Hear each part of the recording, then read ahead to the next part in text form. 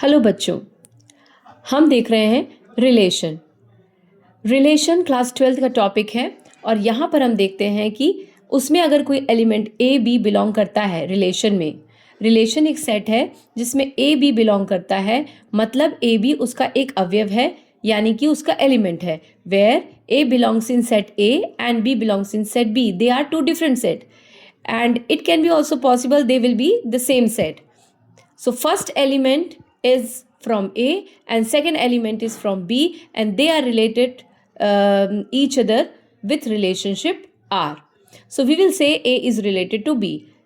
So ordered pair AB belongs in A cross B where A belongs in A and B belongs in B. So definition number 1, we will say a relation R in a set A is called empty relation if no element of A is related to any element of A. That is R is subset of A cross B. तो हम इस तरह के question में कि भाई R अगर हम A से A में लेते हैं तो कोई भी एलिमेंट R में नहीं आता है, इस कंडीशन में हम उस रिलेशन को एम्प्टी सेट बोलेंगे। चलो इसका एक एग्जाम्पल देखते हैं। Let A be the set of all students of A boys school. Show that the relation R in a given by R is equal to AB. R is the relation set of AB types elements where A is related to B in which way? A is sister of B. अब यहाँ हमको ये देखना है कि मान लो आपका ये सेट A जिसमें सारे A टाइप के एलिमेंट्स हैं और B सेट जिसमें B टाइप के एलिमेंट्स हैं, तो A और B आपस में किस तरह से रिलेट होना चाहिए?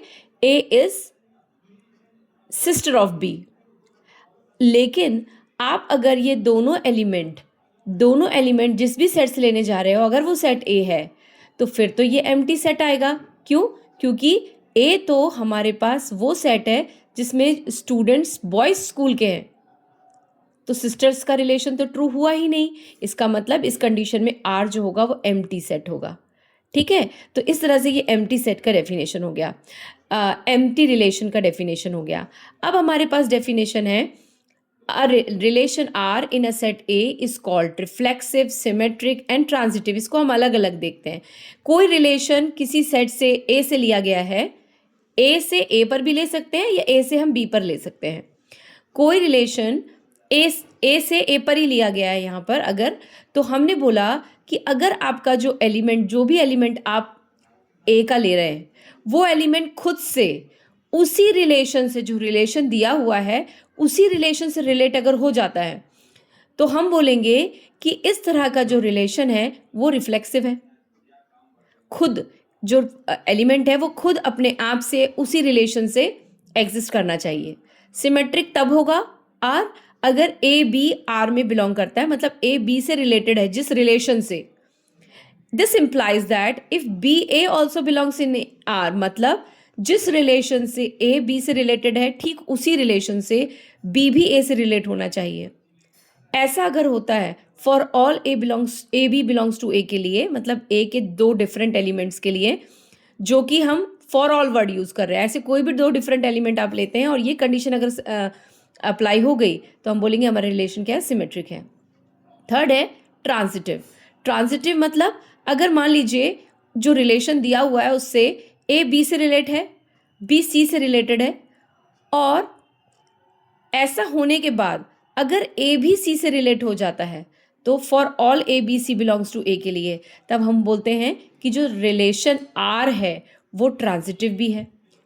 ठीक है, तो अलग अलग इस पे क्वेश्चंस आ सकते हैं कि बताओ वो रिलेशन रिफ्लेक्सिव है कि नहीं, बताओ वो जो रिलेशन है वो सिमेट्रिक है कि नहीं, वो ट्रांजिटिव है कि नहीं, और ये भी पूछ सकते हैं कि ये तीनों है कि नहीं कोई रिलेशन। तो इसके बाद वाली जो डेफिनेशन है बच्चों वो इस पर आधारित है कि अगर आपका रिलेशन रिफ्लेक्सिव भी हो जाए, सिमेट्रिक भी हो जाए, ट्रांजिटिव तीनों हो जाए, ये तीनों प्रॉपर्टीज अगर होल्ड कर जाए तो हम बोलेंगे कि जो रिलेशन है ना वो क्या है? इक्वलेंस रिलेशन है। देखो ये डेफिनेशन में मैंने दिखाया है आपको शॉर्टली।